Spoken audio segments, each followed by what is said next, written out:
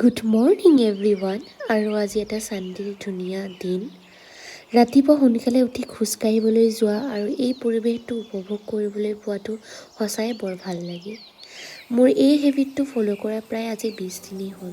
আৰু ৰাতিপুৱা উঠি যিটো ভাল লাগে আপোনালোকক কেনেকৈ ব্যক্ত কৰিম। আৰু আজি আছিলে ছানডে, গতিকে ছানডে স্পেচিয়েল আমাৰ ঘৰত আছিলে হাঁহৰ মাংস। আৰু দেউতাই ধুনীয়াকৈ জুইতে বনাইছে। হাঁহৰ মাংস আৰু অসমীয়াৰ ইম'শ্যনটোৰ কথাটো ক'বই নালাগে। কিমান ভাল পায় খাই সকলোৱে, নহয় জানো? আৰু চাওকচোন, আমাৰ ঘৰৰ নেমুজোপা ইমান ধুনীয়াকৈ নেমু লাগি আছে। যিহেতু আজি ঘৰত স্পেচিয়েল হাঁহৰ মাংস বনাইছে, গতিকে মই গৈ পালোঁ আমাৰ কেইজনমান স্পেচিয়েল আলহী আনিবৰ কাৰণে। আৰু মই আজি বনাইছিলোঁ মেংগ' শ্বেক। পূৰা 1 পোৱা মানে গাখীৰ দি বনাইছিলোঁ।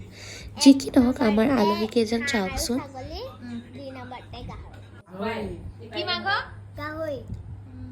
ইহঁতে বোলে গাহৰিহে খাই ভাল পায়। আমি অসমীয়া মানুহ যেতিয়া হাঁহি ভাল পাওঁ, তাৰপাছত গাহৰিটো ভাল লাগে আৰু গাহৰিটো গাহৰি, কিন্তু হাঁহৰ লগত ফেৰ মাৰিব নোৱাৰে দেই।